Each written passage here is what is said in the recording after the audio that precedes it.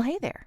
You've stumbled upon the intersection of internet quandaries and psychological insight. Welcome to Veritas Views on AITA, where the quirks of the internet meet the expertise of Veritas Psychology Partners. Thanks for joining us. I'm your host, Michael MacBride. I'm joined by our dynamic duo of psychologists. Hi, I'm Dr. Gayle MacBride. I'm a clinical psychologist and joined by my business partner and fellow psychologist and coffee connoisseur, Dr. Daniel Kessler. Welcome this morning. Thank you for the welcome, Dr. MacBride. Yeah, I did, as I mentioned, often high point of the week recording this podcast because it gives us a chance to shoot the shit about psychology in a way that's a little bit more lighthearted and a little bit less serious. And the internet always brings us. We generally count on the internet to bring us something really interesting. So, Michael, what do you have for it? What do you have for us today? Yeah, well, welcome both of you. And this is also a high point of my week as well. So for any of the newbies out there who don't know what we're talking about, Am I the Asshole is a scenario where somebody has posted a situation on the internet and essentially said, who's in the wrong? Who's the asshole here? And that's what Doctors Kessler and MacBride will hopefully help us at least parse through. Where there's been any kind of identifiable information, I've removed that and kind of cleaned it up. And if you're new, stick around through the credits. We always have some kind of bonus conversation at the end of it. But neither Dan nor Gail know what I'm going to throw their way. I always like to hit them cold. And this is the topic I got for you today. Am I the asshole for letting other people take my kids and I to Disney when I knew my husband was not okay with it? So maybe. What we don't know is why husband isn't okay with it. Because she's being like a bit sketchy here with that, not putting that in. Or he, I don't know. I didn't mean to assume that OP was female. But I don't. We need to know why husband's not okay with it. Gail, you want to judge this book by its cover, or do you want to defer? Well, not really. I mean, because I think you're right. Like, we need to know way more information here. But I have so many questions about how someone else can afford to take you and your kids to Disney. That shit's expensive. Yeah, I've had it done. Fair. All right. Michael, give us the fact pattern. Yeah. Okay. So husband and wife. Wife is the poster, Dan. And they are 25. She's slightly younger, 25. He's 28. That age gap matters or not. They have two young children. One is 6 and one is 5. A son and daughter. I don't know that matters either. But we'll give you that. And this is what she says. We're not wealthy, but manage to cover our needs, though we rarely have extra for things like eating out or new toys. My husband has a firm stance against accepting handouts or gifts he considers excessive, even from family or friends. He also insists on paying for others whenever we go out, even if they're better off than we are. We've argued about this before, but I usually let it go because it's so important to him. Last week, we threw a birthday party for our son and invited his whole class of 23 kids, but no one came except for one girl and her parents. Our son was devastated, but the girl's parents, who go to Disney World frequently, offered to take us all and to cover everything. I initially said it was too much, but they insisted, so we went. And it turned his birthday party around, his experience of just having the one kid show up. He had an amazing time, but when my husband found out, he was furious that I accepted such a big gesture, accusing me of being untrustworthy with money and saying he should take more control of our finances. I feel bad for upsetting him, but still believe I made the right choice to save our son's birthday. Who's the asshole here? Well, I have a side question here. Where was Dad during the birthday party? Because it sounds like Dad was gone and Mom was the birthday party with the kid, and only one kid showed up. But like, in addition, only one kid showing up, his dad didn't show up at the party because they went to Disney. Well, am I off base here? Did they? I'm sorry. So the birth, yeah, this is probably in the details I cut out. So so the birthday party happened. It kind of didn't, the one person showed up, and then that family said, we'd love to take you to Disney World and just have an amazing experience. So that happened on a different day without Dad's knowledge. Oh, Yeah, so they show up for the Oh, birthday party. It goes kind of clunk. And then, as a oh, part of that, this family says, hey, let's get together again at a separate date and time. So mom now knows this and withholds that information oh. for some period of time. And then, because excited to Disney See, World. I don't know that she's an asshole for wanting to take the kids to Disney World or even taking the kids to Disney World. So we can talk about what we do and we'll have a conversation, I'm sure, about what we do when one parent feels one way and another parent feels another way. Yeah. But by withholding that information from him until afterwards, I Hmm. have a problem with this. That's a betrayal of trust. It is. It is. I agree. Especially, it's that idea of if they had showed up on the day of and hey, nobody else is here, let's just shift gears and head over to Disney. Like that feels different than holding on to that information, let's say for a week, going next weekend. Now you've had a week to talk about this with your partner and you didn't. And I agree. Trust Mhm. is a very fragile thing. It's easy to break. It's important to hold and make whole with your partner. But I'm guessing that she anticipated an argument and so avoided it altogether. Not okay. Not okay. Not okay. This is one of those like I get that, and we both have worked with lots of couples where they will see an argument coming and they don't really have a good template for resolving that argument. And because they don't have that template, they avoid it entirely. Yes. And here's a great example of a couple that appears to by and Mhm. we always add to the fact pattern in ways that suit our Sure. needs. But it appears that this couple doesn't have a template to resolve the conflict, so she simply moves on and makes a decision. Yeah. I have a lot of problem with that, with her mate, with her doing that. I also have a lot of this couple clearly, again, my world has must have some issues. Perhaps. I am, I understand and I'm empathetic toward this idea of I will ask forgiveness instead of permission, except I think in this case, she knew she wasn't going to get forgiveness on it. She just really punted this down the line and just figured it's done is done and I will take it, on the chin when this comes along. And so I don't even think it really fits that, asking for forgiveness instead of permission Right. level of things, which I'm not advocating for in Yeah. marriages or relationships at all. But Hmm. I do think there are things we know about our partner where they would not necessarily be thrilled about XYZ, but we do it and they're like, Hmm. it's done. But this wasn't going And, to be that issue. and I'm This gonna is a big just one. want to clarify this because I Yeah. may you and I may have a disagreement on this. I think that I do, by the way, agree that there's many situations in which sometimes you go, all right, I'll ask for forgiveness, but not permission. Yeah. I don't think that works in a marriage for the most part. For I the think most part, I with the think big if we stuff, with the right, big but stuff. what we like if I know my partner's going to be upset with something and I do it, I've made two like I've taken so if I want to do the thing that makes them upset and I tell them I do it anyway, they're upset with me about that thing. Yes. If I don't tell them until afterwards because I know they're going to be upset with me about something important, and this is obviously something really important, then I've That's what I done that mean. thing and I've done a second thing. Exactly. Exactly. And When it's something we important. lose trust. We harm Right. the trust in the relationship. Like I think that's okay to do when you know the person is going to be a little annoyed by it, but in the end they're going to be fine. Right. And this is one of those situations where he's not going to be a little annoyed and then fine. He's going to be pissed and feel betrayed. Right. And she definitely And has compounded it in yeah. the interest of saying yes to this really generous gift. Hmm.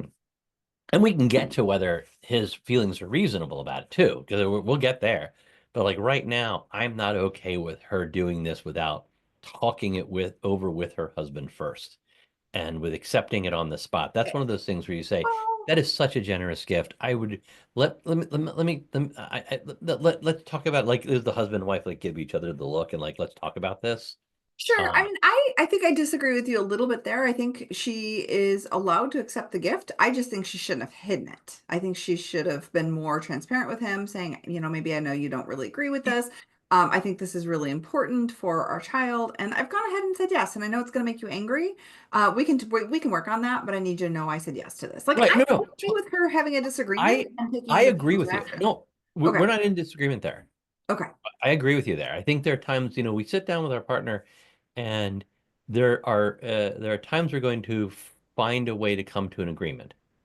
And there Yes. can be times we're not going to find a way to come to an agreement. And when we don't come to an agreement, then we have to figure out how we're going to handle the fact that we can't both simultaneously go to Disney World and not go to Disney World. So Right. since we can't both go and not go, someone is going to give in here, or someone is going to override their partner. Hmm. And there are times when we do that and it harms the relationship, but it's going to, in this case, the relationship is going to get harmed by this in some way. And she has to choose and he has to choose which brings about the greater harm. Um, I'm so I totally agree that we can disagree and sometimes do something our partner doesn't agree with. I think the keeping it a secret, I'm not okay with. That's all I mean is Yeah. like I heard you initially to say that she should have taken that offer and back for advisement and thought about it before Yeah. accepting on the spot.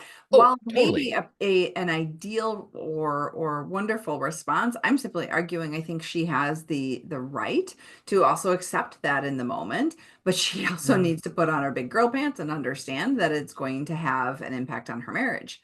Yeah, I'm going to respectfully disagree and say that I want that to be a conversation before there's an override of the other person. I think accepting on the spot, I'm Ideally, not okay with. I I'm not sure. ideally, I just don't fall on the side of not okay with it. I think it's the less ideal option, but I think it's an option Yeah, as no. long as you're honest about it. It And we and can it's we not the can ag- course I would have and taken. we can agree and to Yeah, we disagree. can. We do that often enough.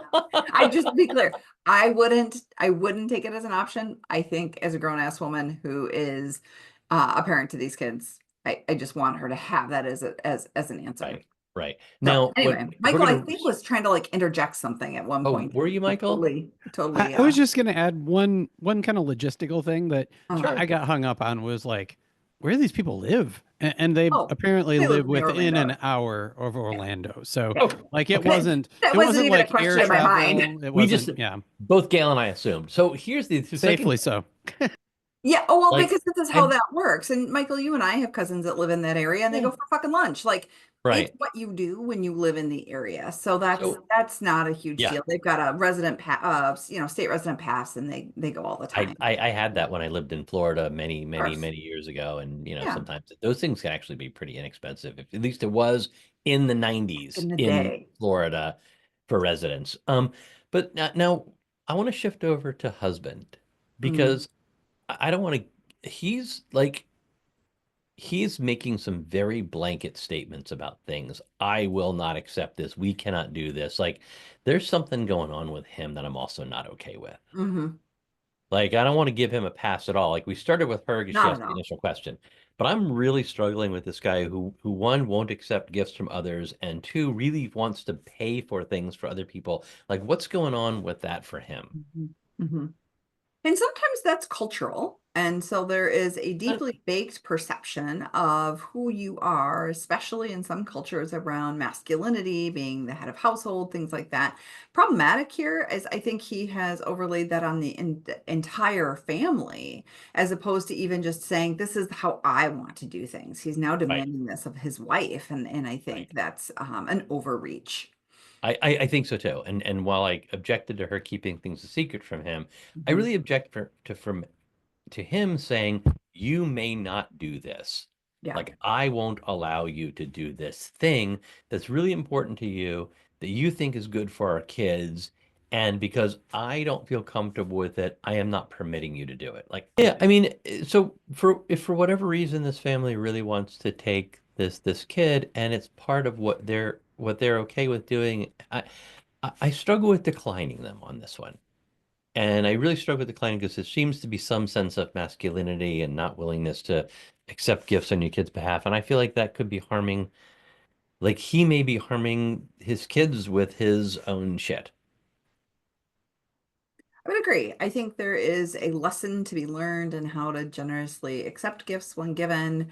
And I think allowing someone to create an experience for you and your family, there's an opportunity for connection and deeper relationships here with this family. I think that they would miss out by saying no. And I think that having a rigid view of accepting any kind of gifts, any sort of rigidity concerns me a lot. We can't have one answer for every situation. And it does feel like dad is imposing this on the entire family. So it's not just how he's living his life, but he's imposing that. And byproduct, he's teaching his kids this. And that Right. rigidity is not serving him, and it's not serving his wife, and it's definitely not serving his kids. But I think about this our own family, we take a vacation most summers, and there have been a number of times we've gone on family vacations where we've taken one of our kids' friends, and we're not doing it because we're doing it because it's a better vacation for our kids and a better vacation, and it's enjoyable, and so we've done that a number of times, taken our one or more of our kids' friends along on a family vacation because it was a great vacation to do it that way. And when we do that, we don't expect the family to pay anything, and it's not because it just creates a better vacation for our family. And Mhm. we've certainly done that a number of times. And we don't know the motivation of the outside family. It made it, I think the dad is going, oh, they're treating us like we can't afford things, and he's feeling emasculated by it. And this may just be a family like, this is great for us. We really enjoy taking other people to Disney World with our kids and having other people see Disney with our kids and having them join our kids. And Yeah. I think there's this assumption on dad's part of some emasculating process. And That just isn't, it may not be there. It's. And we have to keep in mind, this is a really young couple. He's a little older than she, and they have kids who are already school age. So well, she was having kids by the time she was probably 19. Oh In my yeah, I didn't think about clinical that. experience, individuals who, especially nowadays, are having kids real young sometimes show up with some level of defensiveness and protectiveness around that often a decision to be Hmm. a young parent. It's not a, oh my gosh, I'm surprised. Oh, sometimes it is, but it's an intentionality of I want to be a parent and I Hmm. understand, or they feel automatically judged for having started a family at that young age. And so we may Hmm. see that this couple is being very protective about their ability to show up in the adult world with kids this age and be taken seriously. And so Yeah. it may be that he's feeling emasculated. It just may be that he is feeling, and I don't know what the word would be, infantilized. Maybe that's maybe the thing, right? You show up in this world with kids this age and he's that age and feels like he's not taken seriously. And this may be the only way that he thinks he can be seen as a really, as an adult that belongs at the big kid table. You know what I mean? Like Right. Right. there's a Yeah, sensitivity around this clinically when I I, see it. I feel for this guy because Hmm. he's got For some sure. stuff going on. Yeah. I'm not without some or sympathy for his situation. Um, and at the same time, I'm struggling with him enforcing that on his wife and kids, like that you cannot do this. The same Mhm. way I was not okay with the wife saying, I'm absolutely doing this, and you don't have a choice, or not telling him and just having him like find out afterwards. Yeah. I'm not okay with him enforcing his will on her and Yeah, no, not I being willing to totally, take totally into. agree. So like I'm not happy with really anyone in this scenario except for the kid parents, the other kid's parents. Like I'm cool with them. Yeah. I'm totally cool with them, but I'm not. I mean, if we're gonna, I don't want to jump the gun into the decision making phase, but like I'm not happy with either one of them. Like I think they're both being kind of shitty.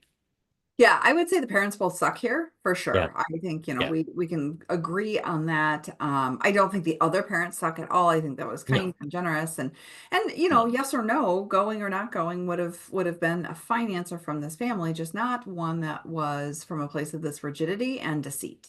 right, right. And I would have loved it if husband and wife could have had a conversation about this and come to a conclusion that works for the two of them.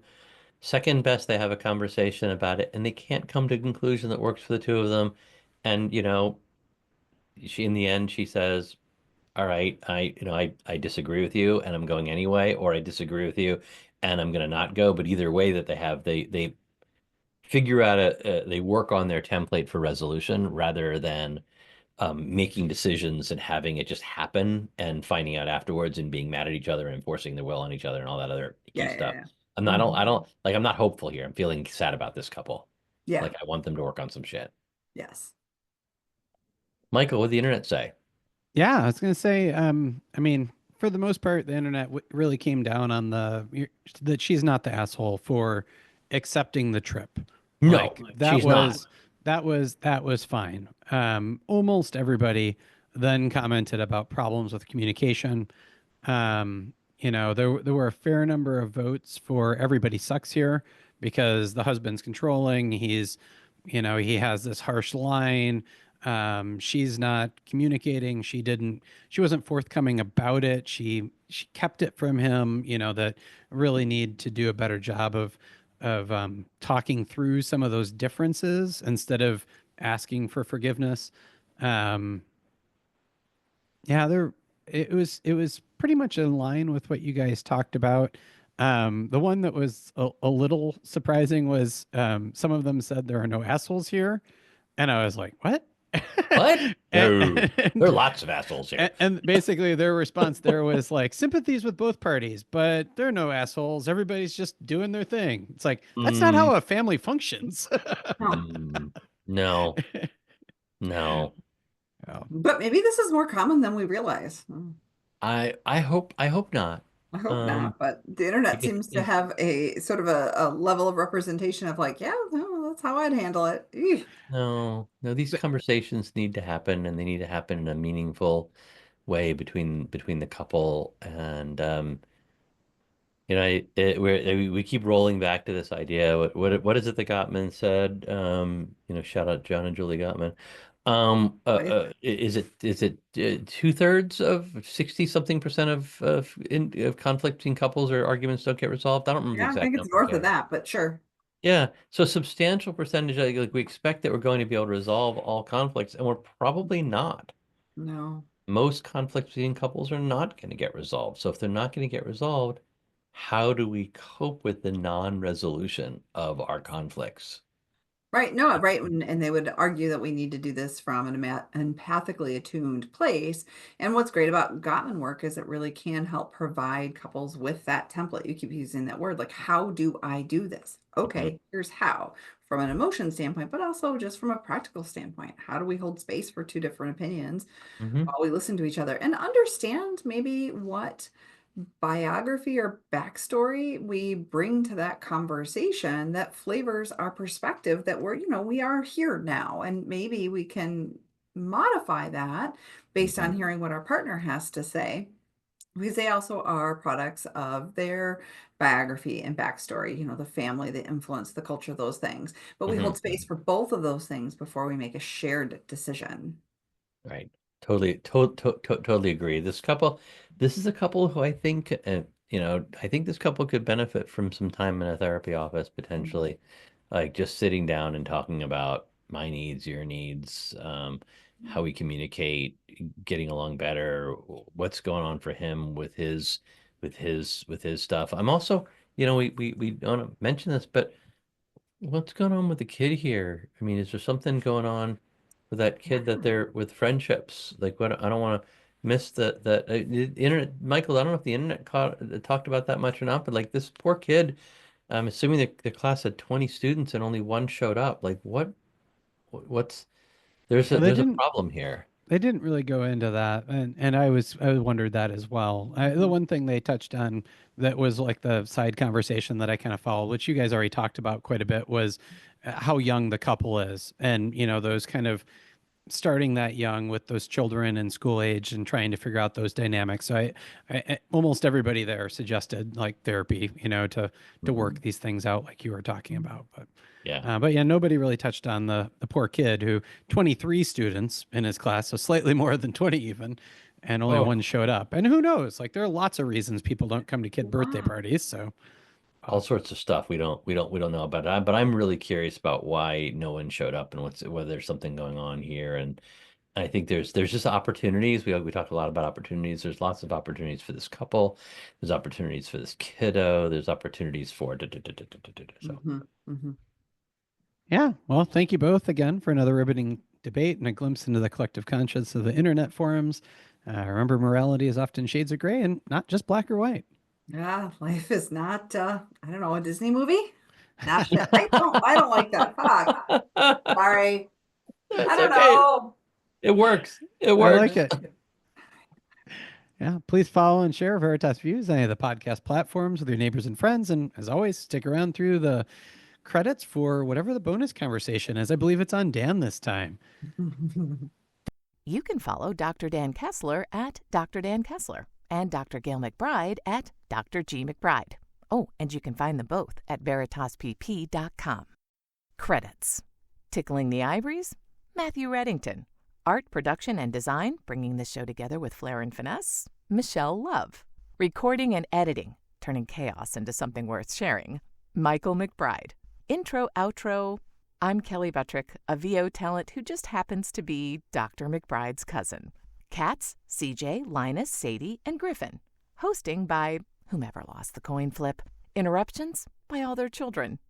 The content of this podcast is for informational and educational purposes only and is not a substitute for professional mental health advice, diagnosis, or treatment. Listening to this podcast does not constitute a therapist-client relationship. If you believe you may be experiencing a mental health issue, please seek the assistance of a qualified mental health professional. If you are experiencing a mental health crisis, you can call or text 988 from anywhere in the U.S. to be connected to Crisis Mental Health Services.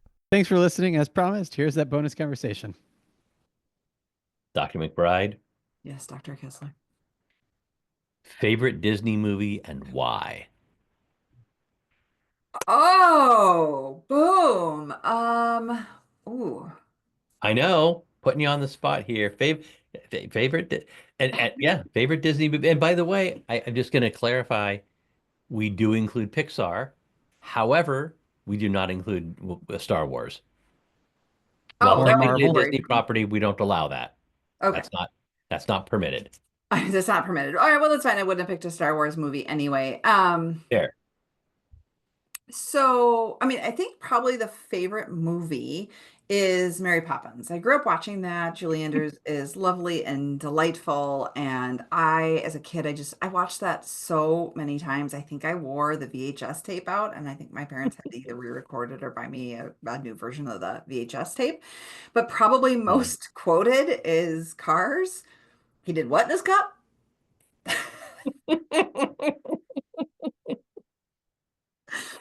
So that's a favorite Disney Pixar quote in our house, but probably not my favorite movie. Probably Mary Poppins. Fair enough. Thank you. Yeah, great Yeah. question. Thanks. Thanks for asking. That was a great question. I knew what she was going to say, but I didn't think about Cars. But you're right. We do quote that one so often because our kids watched it so many times. But anyway, thanks everyone for tuning in. Tune in again next week for a whole nother Am I the Asshole debate.